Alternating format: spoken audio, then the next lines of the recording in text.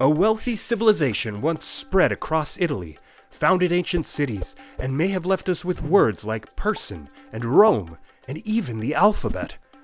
The Romans? No, not them. I mean an earlier people whose language was almost lost to us. Almost, but not quite. Whoosh. Let me take you back to Egypt in the mid-1800s. A European traveler has been touring the local sites, and now he's shopping for a souvenir. Wandering the streets, he chances upon the perfect bargain, a sarcophagus with the mummy still wrapped up inside. He hauls it back to Vienna and sets it up as a creepy showpiece in his home. After his death, it's donated to a museum, where something odd is found. The mummy's bandages are filled with letters, and not a few letters either. A whole book. A puzzling book. It wasn't Egyptian at all. The ink read like inscriptions from Italy, made by an ancient civilization the Romans called Etrusci or Tusci. Today we still call their homeland Tuscany. And now here was this mummy wrapped in the longest Etruscan text ever seen. It was precious, but this linen book had a problem it shared with thousands of other Etruscan inscriptions. The language looked nothing like any other. Mysterious, but not undeciphered.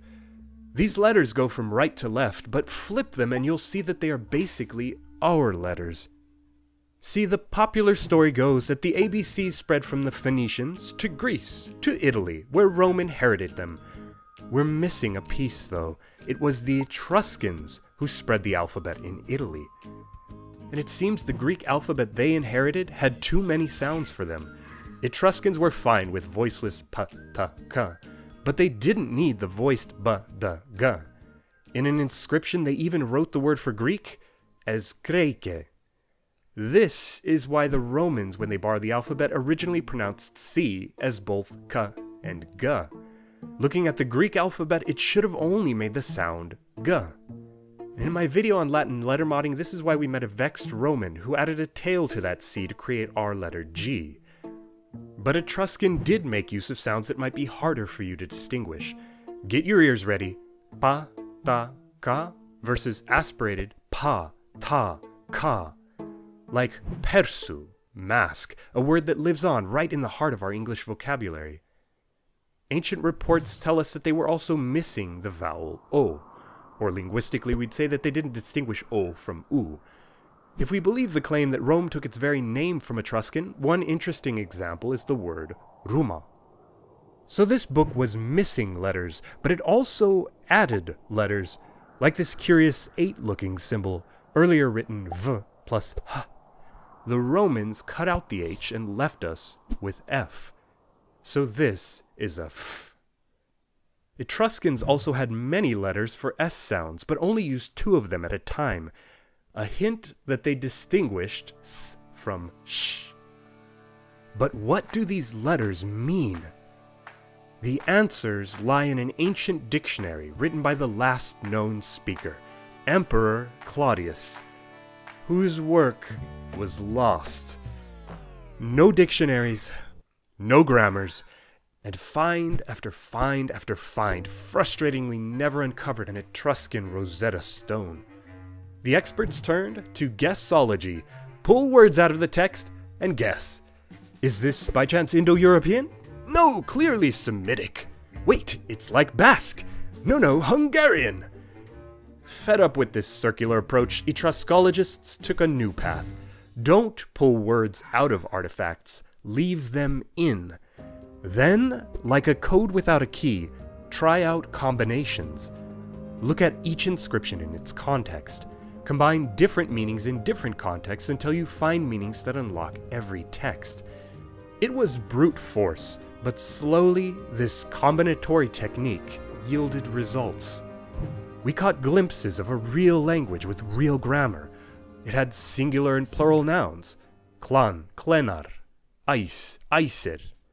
There were case endings like nominative e on kreike, pronouns like mi, mini, and verb tenses. Tur had a past tense, turke. We uncovered a language with dynamic and changing sounds. Vowels were trending simpler over time. The hero Ajax was once Aivas, but later became Aevas or Evas. The word for the gods, the highest Etruscan concern, was Aesir, and later Aesir. They used nucleic consonants where we might expect vowels, lauten, or maybe faint vowels like Atalanta. These smashed Etruscan words suggest the language underwent a big shift. Centuries into its written history, inscriptions start to drop vowels after the first syllable. The Etruscan name for themselves was once Rasenna, but became Brasna. And in one inscription, a Latin word gets chopped down to prescience. It's a major clue that Etruscan words started with a heavy accent on their first syllable. Not Rasenna, but Rasenna. Comparing translations and glosses yielded even more results. Take quasi-bilinguals, these inscribed Etruscan artifacts with a Latin or Greek doppelganger. My favorite are talking objects, aristocratic gifts that speak for themselves. Mini mulovanike laudis velkanas. It's very quirky, but it's plausible when we find out that objects also talk like this in Latin and Greek and Venetic. We were even finding hints of a context for the language itself, a language so unlike its neighbors. A fascinating stone from the Greek island of Lemnos features a soldier surrounded by letters and words that really resemble Etruscan. Is this a lost sister language? A dialect? Perhaps Etruscan wasn't so alone. Did it belong to a larger family of Tyrrhenian languages? The language of that linen book is still mysterious. We don't know how this text got to Egypt, but thanks to all this work, we can tell it's a kind of ritual calendar, and sometimes we can follow whole threads of text. Keli hutish tsatrumish, flerkfa netunsur shukri tetsrik. It's almost like if you close your eyes, I could take you right back to the days of fluent Etruscan. But ask how to say a simple yes or no, and we're lost again. Stick around and subscribe for language.